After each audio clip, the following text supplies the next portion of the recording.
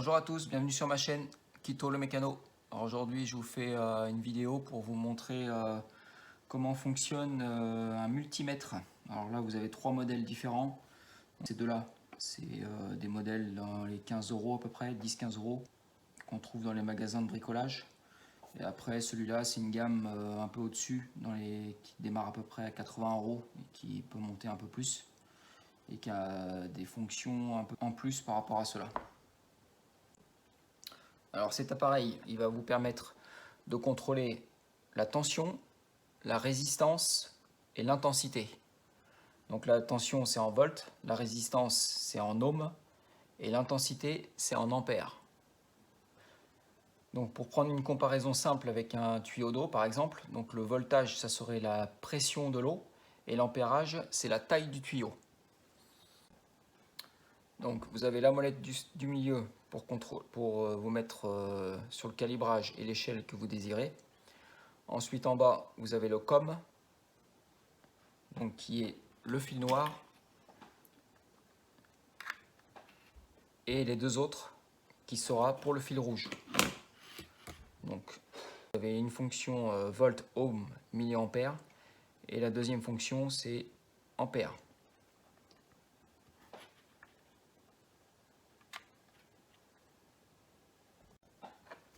Donc pour mesurer la tension, vous avez deux sortes de voltage, volt continu ou volt alternatif. Donc continu c'est un petit trait avec des petits points, alternatif c'est la petite vague. Alors après si vous avez ce modèle là, ça sera DCV ou ACV. Donc DCV pour continu et ACV pour alternatif.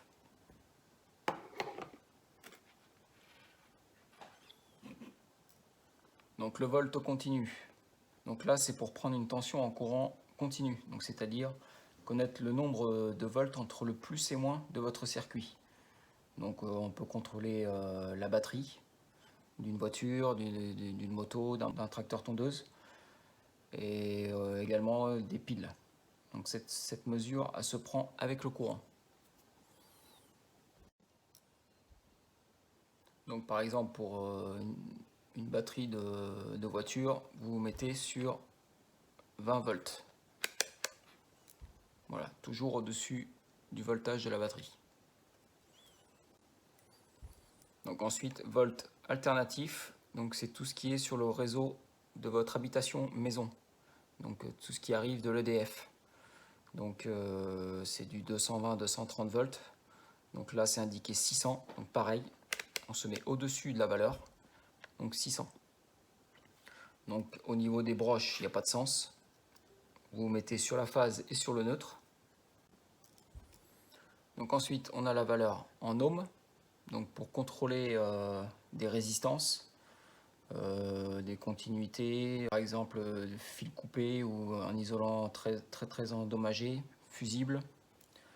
Donc la précaution, donc là l'appareil qu'on va contrôler, il faudra qu'il soit débranché, donc une source électrique.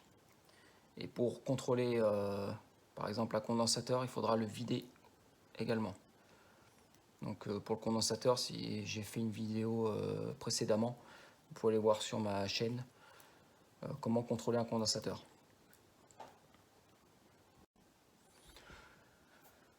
Donc ensuite, pour contrôler l'ampérage en courant continu, donc sur une voiture ou sur un tracteur tondeuse, donc on va se mettre sur 10 ampères.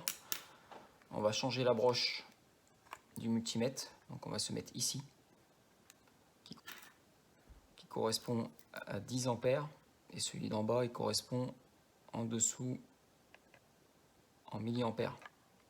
Donc ce symbole servira à prendre l'intensité du courant. Donc il faudra se brancher en série avec le multimètre afin de prendre la mesure. Donc le courant passera par le multimètre. Donc j'ai fait un petit schéma,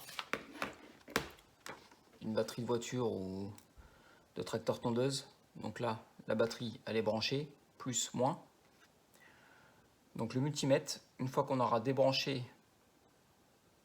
le fil de la batterie, donc là j'ai débranché le plus, donc Donc on mettra les deux broches du multimètre entre les deux, entre le fil et le plus de la batterie.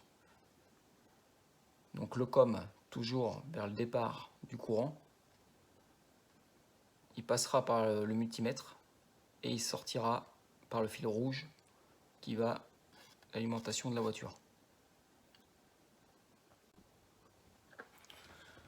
Donc très important, donc on met toujours au calibre le plus grand pour avoir approximativement de l'intensité, puis on choisit le calibre le plus proche, mais toujours supérieur pour obtenir une mesure exacte.